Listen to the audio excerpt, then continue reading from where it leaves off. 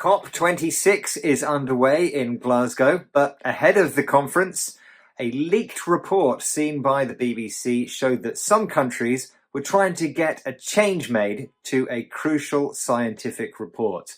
I'm Neil, this is News Review from BBC Learning English, and joining me is Roy. Hi, Roy. Hi, Neil, and hello, everybody. If you would like to test yourself on the vocabulary around this story, head to our website, bbclearningenglish.com, to take a quiz. But now let's hear more about this story from this BBC News report. Leaked documents seen by BBC News have set out how countries including Australia, Saudi Arabia and Brazil have tried to get a key United Nations report on how to tackle global warming watered down. Okay, so the story is this. BBC News has seen some leaked documents that suggest that some countries are trying to change a crucial scientific report on climate change. Well, you've been looking at this story and scanning the various headlines to see how people are talking about it. What three items of vocabulary have you got? We have water down, spanner in the works, and lobbying. Water down, spanner in the works, and lobbying. So let's start with your first headline there, please, Roy. Okay, so our first headline comes from Politico, and it reads, "Leaked documents show major polluters trying to water down UN climate report." Water down. Make something less effective. Weaken. Okay, so this expression is spelled W-A-T-E-R, second word D-O-W-N. And like you said, it's the idea of making something weaker or less effective. Okay, so I was a little bit confused, Roy, because I assumed because this is a climate change story that we've got the word water and down here because there's increased flooding or raining. Is that not the case? No. That's a more literal meaning. So, for example, water levels can go down or they can go up. But in this sense, first of all, let's talk about, it's more of a figurative meaning. So let's talk about coffee. Do you like strong coffee? I do love strong espresso style coffee. But you know what, Roy? It's sometimes it's a little bit too strong. I want something, a bit of a longer drink. So I have an Americano. Okay, so what is an Americano then? An Americano is an espresso style coffee, but it's had water added to it, hot water. It's been watered down to make it less strong. So that's where the expression is from. The idea of adding water to something like the espresso to make it less strong, to make it weaker, to lessen that impact that it has on you. Now, in the headline, we're not talking about coffee. We're talking about a document. So we use this expression in a figurative way.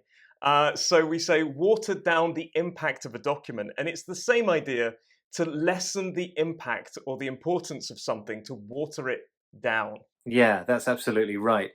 There is another word which has the same meaning as water down, dilute. So we have dilute and we have water down. Dilute sounds like a word that has the same meaning in many different, especially Latin languages. So why can't I just use dilute? Why do I need to use this word water down? Well, this is a great question, and you absolutely can use dilute if you wish to use it. And you said it's got a Latin root. Now, quite often these words, these Latin origin words, they're quite formal. They're more formal than their kind of phrasal verb counterparts. Phrasal verbs are much more natural in speech or in kind of informal English, natural everyday English. So if you kind of want to sound more natural and when you're talking, use a phrasal verb, use water down. But obviously, if you want to be formal, maybe you're writing a scientific report, you would use the word dilute. And that word dilute has the same meaning both figuratively and literally. You can dilute something with water, or you can dilute the impact of a document. Absolutely. Okay, let's get a summary.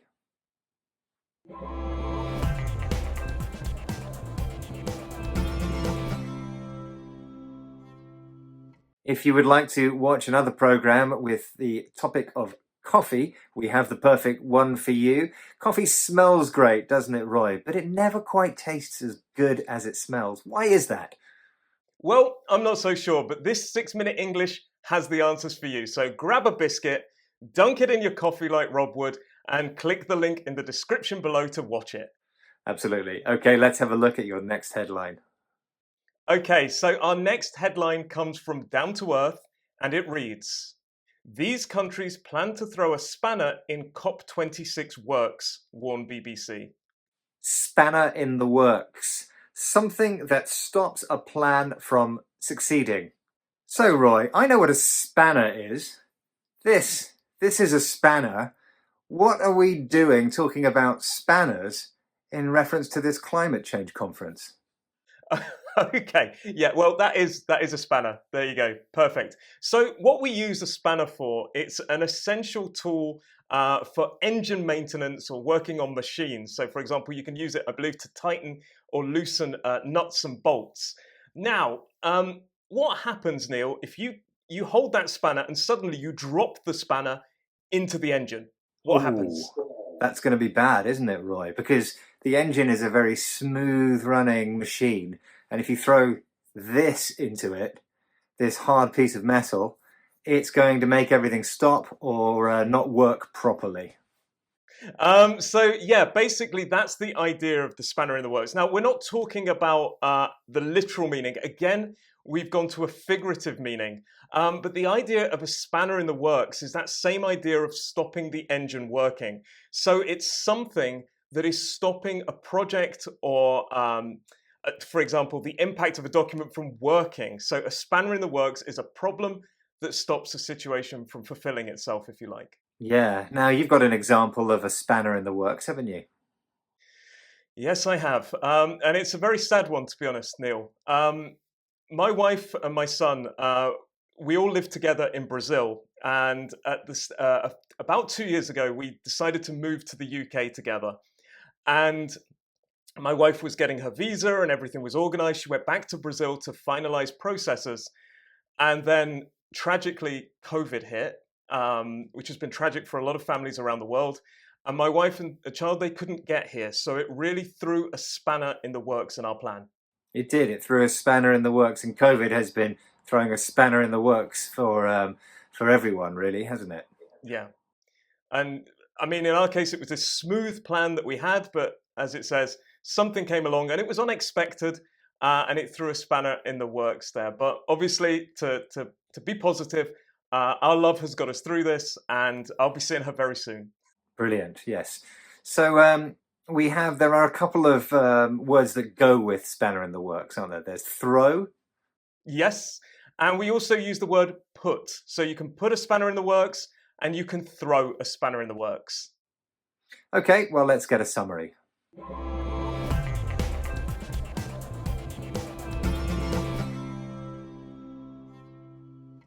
Well, talking of spanners, which are used, of course, for fixing things generally, if you don't throw them into machinery, we have a program about fixing things, don't we, Roy? Yes, we do. And all you need to watch it is click the link in the description below. Let's have a look at your next headline. Okay, so our next headline comes from here at home at the BBC, and it reads, COP26, document leak reveals nations lobbying to change key climate report. Lobbying. Trying to persuade someone in authority to do something. Yes, so this word is spelled Lobbying, and it means to try and persuade somebody to change something or to do something. And it's commonly used to talk about governmental figures or politicians. Okay, that's interesting. You said it's about changing people's opinions or persuading people. But at the beginning of this word, we see another word, lobby. Now, a lobby is a room or a space between other rooms where people might pass each other. What is the connection between a lobby and changing people's opinion? Well, that's a really great question. Now, in most parliaments around the world, they have these huge rooms, that we know as lobbies. And politicians would pass through there, and people would try and grab them, not necessarily physically, but try and get their attention to try and persuade them to do things in this lobby. So that's where the origin of this word probably comes from. Yeah, that's right. And a person who does this, it's actually a job, called a lobbyist. Absolutely. And also a group of people that are trying to achieve this or do this are known as a lobby as well. So, and one thing that's really important to talk about here is the prepositions that we use after it. You can lobby for something when you're pro an idea, or you can lobby against something when you're anti. And also we use it commonly with the infinitive. So you can lobby to change something or lobby to do something, or you can lobby the government to do something or to change something. Absolutely right. Okay, let's get a summary.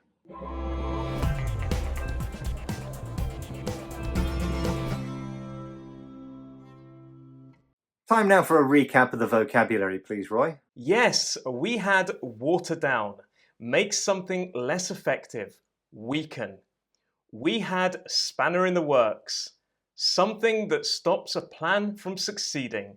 And we had lobbying, trying to persuade someone in authority to do something. If you want to test yourself, there's a quiz on our website, bbclearningenglish.com, and we're all over social media. Join us again next time. Goodbye. Bye.